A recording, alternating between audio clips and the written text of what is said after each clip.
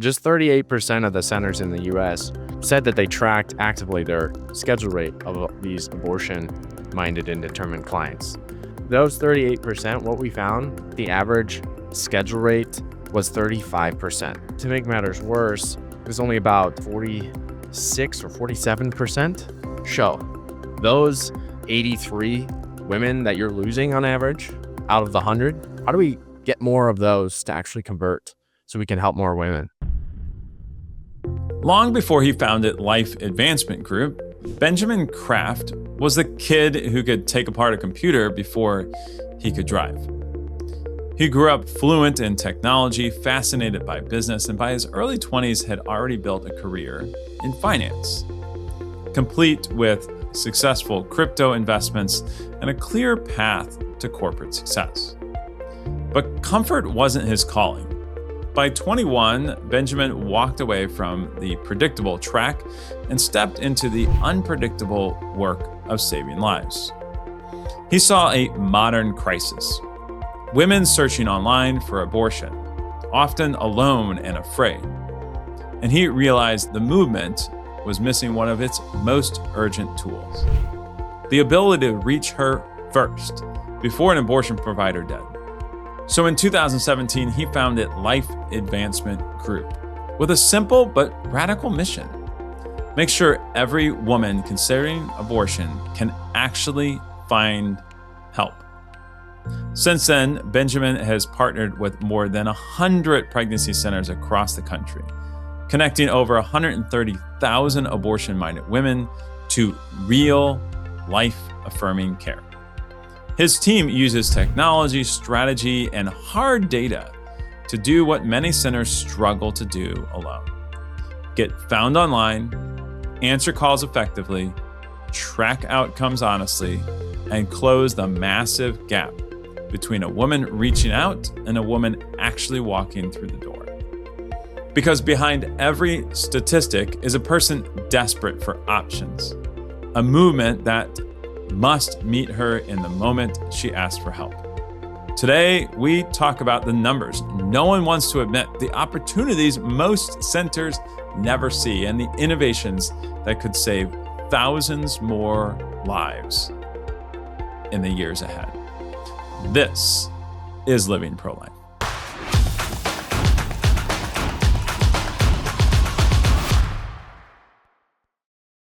Hey, thanks for listening to Living Pro-Life. Make sure to be part of the growing base of people making Coalition Life happen.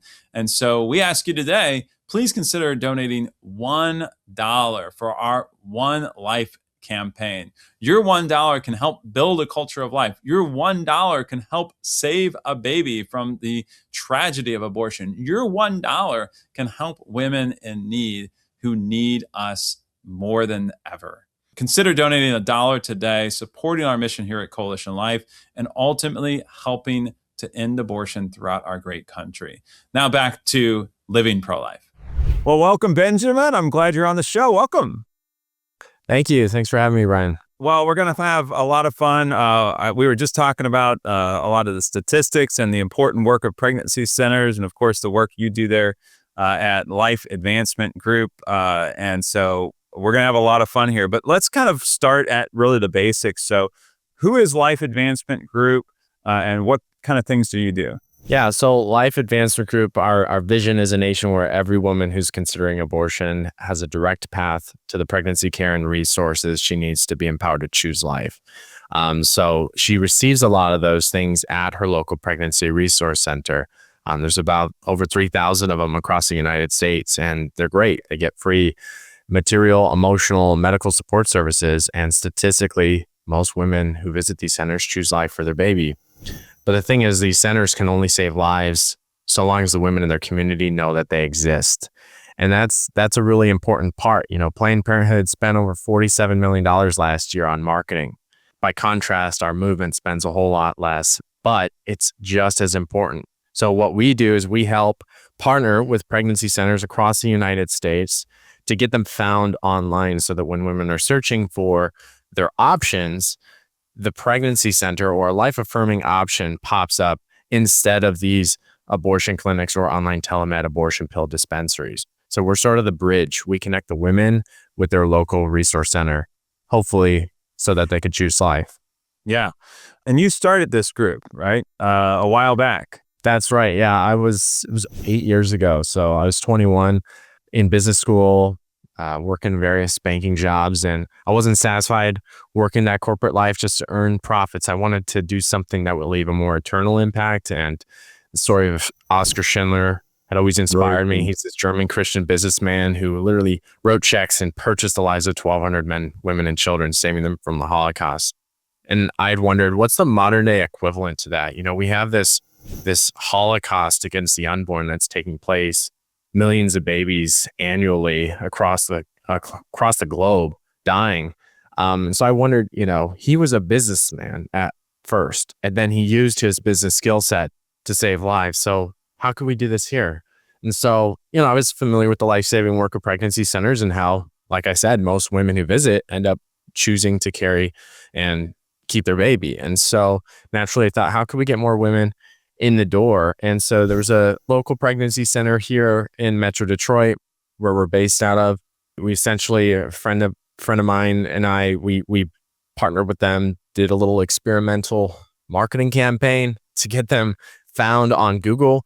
And, you know, at the end of that first month, that pregnancy center said, hey, our abortion-minded calls from women who are considering abortion tripled this month compared to the month prior. So that was the beginning of everything, where we realized, oh, this is something really special here. So we didn't really know any other center. So we took the results to a local Right to Life group, and then they connected us with some more centers, and then it kind of snowballed after that. You know, fast forward to today, we've worked with over 100 pregnancy centers across the United States, and we've connected over 130,000 abortion-minded and determined women with our local pregnancy center partners through our digital outreach. So that's all by the grace of God, and we just kind of go where the doors are open now. We don't partner necessarily with every center in the country, but we really focus on quality strategic partnerships with high functioning pregnancy centers. So incredible. Yeah. Tell me about, I don't want to get too technical here, but tell me about how are these clients finding, whether they're ads or SEO or, you know, websites, you know, how are they finding these pregnancy centers online? How are you helping them do that? When a woman first finds out she's pregnant, she turns the internet looking for options. Contrary to popular belief, she doesn't go to TikTok or Instagram or Snapchat to find and get abortion pills. That's very rare. She usually goes to those places to escape. She goes to Google or an AI chat to get information. It's called direct search. So whereas social media and billboards and things like that, you're trying to pop up to someone who might happen to be pregnant and considering abortion, Google advertising is different in the sense of people are searching these keywords and your ads are only showing up for those people. Yeah. So what we do is we help create ads for these pregnancy centers so that when a woman searches abortion, an ad will pop up in the search results and it'll talk to her about her options. It's never going to promise her anything that they don't provide. It's never going to promise her abortion, but it's going to talk about information. It's going to talk about the importance of receiving an ultrasound to confirm the viability of the pregnancy, see how far along they are. Right. And then it's hopefully going to get them to reach out to the center. And then from there, that's only half the battle. You could have the best marketing in the world to get a ton of people calling your pregnancy center. But if you don't have the skills to convert that into an actual appointment, then you're going to waste a lot of money. Right. And so we figured that out early on because we're a 501c3 nonprofit, just like these centers. And our mission isn't to do marketing, it's to save lives. And so we realized early on that we were generating a lot of calls for these centers, but they weren't turning into appointments. And that was a problem for us because we're accountable to our board and our donors too, to make sure that these are actually turning into life-saving outcomes. So what happened was we talked to Erica. She ran a pregnancy center at the time, and she had 20 years experience in the movement, post-abortive, former teen mom. And she was the best on the phones, best at scheduling these women, and had the highest schedule rate out of all the centers we work with nationally. So we asked her, hey, can you talk to some of these other centers and about what you're doing in your process? And that was several years ago. It eventually evolved into a full-on program So now when we partner with the center, we're not just doing the marketing, we're actually equipping them to have the highest possible schedule rate. And then just to cap it all off, the last iteration of this, if you think of it as 3 pillars, the first one being marketing, the second one being kind of the scripting and phones. The third one is you got to track it all. You want to track your outcomes. You want to track how many people are contacting you, how many are making appointments, and then ultimately how many are saving lives, because these pregnancy centers, they all have donors that want to know, how many lives are we saving? When I donate to you, what's that actually going to do? So we realized even if a center was really good on the phones, if the call came in the middle of the night, then they missed that opportunity. So we actually created a software called LifeLead that's just for pregnancy centers to track all of their inbound communication. So we could see how many people are reaching out, and then how many actually converted, and then how many ultimately chose life. And so that's a long-winded way of saying it's not just about doing the advertising and showing up on Google, but it's everything that happens after she clicks too is just as important. Absolutely. Here at Coalition Life, we run our own pregnancy center, and we know, we know the difficulties of having that conversation when they call, or they send a text message in, or a web request for an appointment. That's a difficult conversation to have right there at the very beginning, right? Many of the clients we talk to is like, I want this abortion. I want it now. How much does it cost? How fast can we get it? And slowing that conversation down just a little bit, right? And having a good quality conversation with them is going to mean all the difference in saving that baby's life. Or picking up the phone and saying, well, we don't provide abortions, so good luck. Like that's like, Right. That's Right. That's the worst way That's to pick up the phone. Right. Right. No, you're absolutely right. It's important that you tell them what they're going to get and what they're not going to get. But how and when you say that makes a world of difference. If the first thing out of your mouth is, I can't help you, they're going to hang up. But if they're asking for abortion, like you said, slowing them down. Well, okay, it sounds like you're looking for information about abortion, what your options are. Let me start by getting your name. What's your name? Okay. And then let me tell you about what we can provide you here at the center. And you go through. Right. I'm preaching to the choir. Yeah, we're preaching. Sure. Yeah. But some of these conversations we have are incredibly difficult because these clients, when you start seeing more high risk clients or abortion bound or abortion determined women, those are much more difficult conversations. So take us through. I think you had done some studies recently about the success rate of actually being able to have them one, show up at the door, but then two, actually choosing life for their baby once they actually make it through the door. So tell us a little bit about that. Yeah, we were really curious. I'm part of a group called the Pro-Life Marketing Ethics Council, and it's a group of other organizations. Collectively, we help market the majority of pregnancy centers in the United States online. And we had the question of, what are some benchmarks? What's a baseline, goal to shoot for a pregnancy center as far as schedule rate and show rate goes? Because as I was mentioning, you could get a lot of people focused on the marketing, which is good. How do we get more people to contact us? That's important. But once they contact you, how many of them are actually scheduling? So it was really interesting. For starters, we found that half of the centers polled, there were over 160 across the country that responded to the survey. Half of them weren't even tracking. They weren't tracking their schedule rate. So they had no idea where they stood. 12% were tracking, but they didn't differentiate it by client type. Just 38% of the centers in the US that responded to this poll said that they tracked actively their schedule rate of these abortion-minded and determined clients. So right off the bat, you can only collect data from these 38%. Those 38%, what we found was that the average schedule rate was 35%. So 35 out of 100 women who call them saying, hey, I'm considering abortion, 35 actually end up scheduling an appointment with them.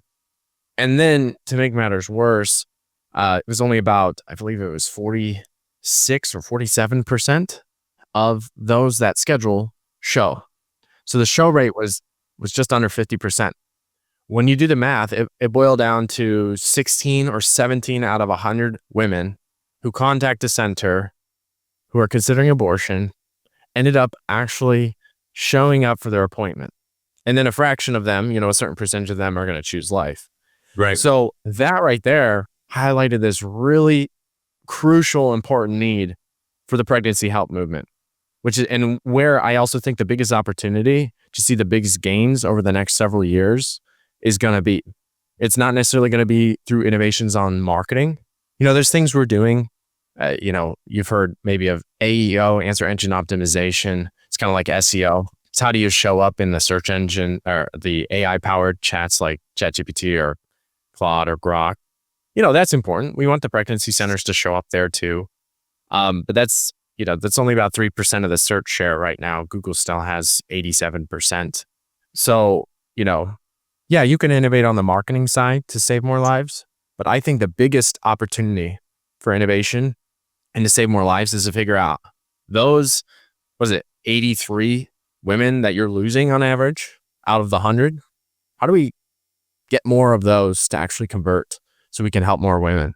So, you're using technical terms like conversion and, marketing and, things like click rates and, these fun things. But each and every single one of these is a woman who is searching for an abortion, right? So she's typing in things like, how much is an abortion? Where can I get an abortion?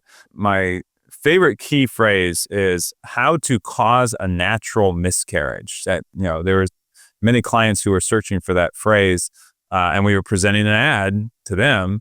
They wanted a natural miscarriage. What they're really asking for is an abortion. And so that's been a huge impact of really the marketing opportunities we have. But again, that conversion. So through our pregnancy center, we had just had these conversations about, what does our show rate look like? Because we track this just like, a lot of pregnancy centers do, but not all of them, of course. And I think it's really important that it has more to do with timing than sometimes, exactly what we say or don't say. If you're available today or tomorrow, hey, that changes the whole dynamic. If you're scheduling them a week from now, it's a whole different story. So tell us some of the surprises or nuggets that you saw in this study. Yes, sad to say, I wasn't super surprised that the centers a lot of them weren't tracking it. I had a hunch, and unfortunately, the numbers reflected that. But I think that it's on the increase because we're making a lot of noise about it. And 5 years from now, we're hoping it's just going to be assumed like, well, of course we track. Like, doesn't everybody? But one of the interesting surprises too is we asked them what percentage of their clients were of that target category. If you're a life-saving center, your goal is to save lives, then you want to see as many abortion-minded and determined women as possible. Because as one center put it really bluntly, but I thought, wow, I've never heard it put so clear. They said, we're not saving a baby if she's not planning to kill it. I thought, whoa, that's heavy, but that's true.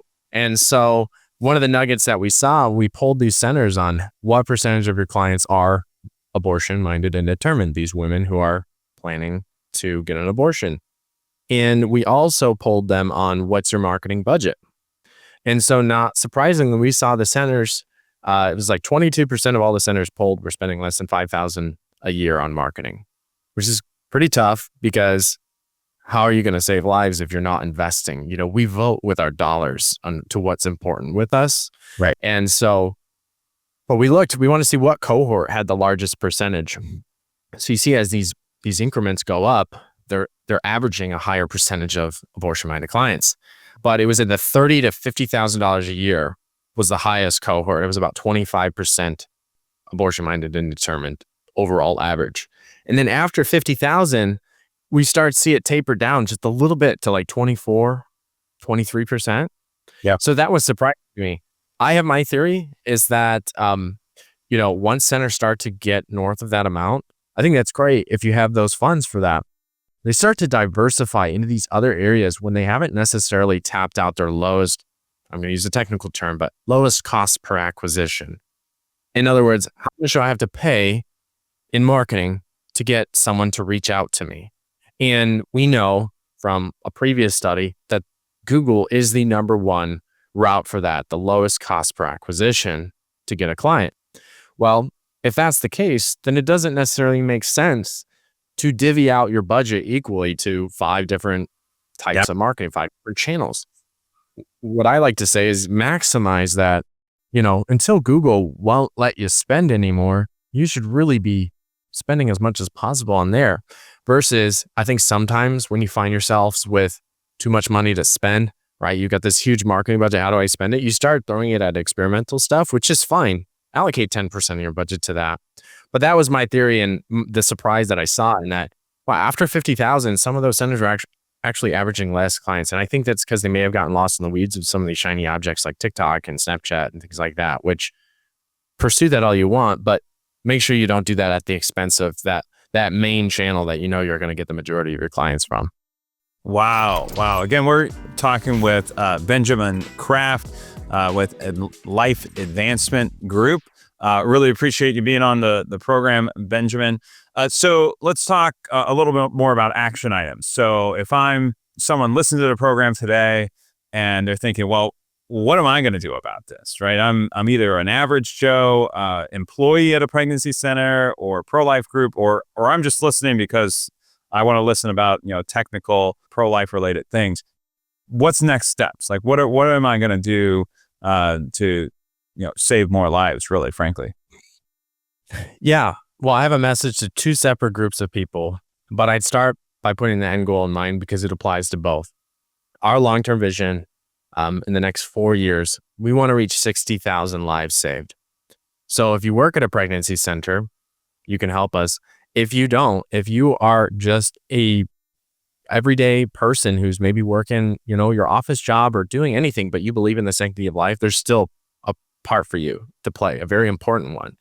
So what I would say to the pregnancy center is, if you consider yourself to be high functioning, high budget in an area that's, not in the middle of nowhere, probably, not that those don't matter, but I'm just saying the ones that we partner with right now, we're trying to be as impactful as possible. So if you are of one of those higher caliber pregnancy centers and you're not seeing as many of those abortion-minded and determined women that you feel like you could be, then talk to us. We might be able to partner with you, forge a strategic partnership, and actually help you reach more women in that way. But to the everyday person who just has a heart for the unborn and wants to save lives from abortion, I think of a quote that Charlie Kirk said a couple of months ago before he passed away tragically. He told the interviewer that his vision for Turning Point Faith was to reach and encourage 1,000 Dietrich Bonhoeffers. And the interviewer said, "Are you sure about that? Maybe pick a different example because Dietrich Bonhoeffer died a martyr." And little did they know what was to come with Charlie. Well, that said, I'm looking for 1,000 Oscar Schindlers. I'm trying to build a network of 1,000 Oscar Schindlers that are maybe businessmen, or they have capital, or they want to save as many lives as possible in the most cost-effective way. And they want to, like Schindler, write a check and know that when I give, it's going to actually result in a human life being spared, and then a generational impact that comes from that. Yeah. My favorite scene at the end of Schindler's List, they say, his assistant says, "There will be generations because of what you did." And that's our favorite quote here at Life Advancement Group, is just thinking about the generational impact, the ripple effect of saving one life. And so my message is, if you want to do that, you can support us, support your local pregnancy resource center. You could support Life Advancement Group and join the network as one of these Oscar Schindlers that wants to use their God-given resources and convert them into lives saved. Wow, I agree with you. So Benjamin, if someone wants to get involved, how can they get connected with you? Yeah, so our website, lifeadvancementgroup.org, or they could find us on Facebook or Instagram. Just search Life Advancement Group. Incredible. Well, Benjamin, it has been a pleasure, and you're doing such incredible work. And it's certainly a little bit more technical than some of our other subjects, but I really appreciate the work you're doing, and thanks for being on the program. Yeah, thanks for having me, Brian.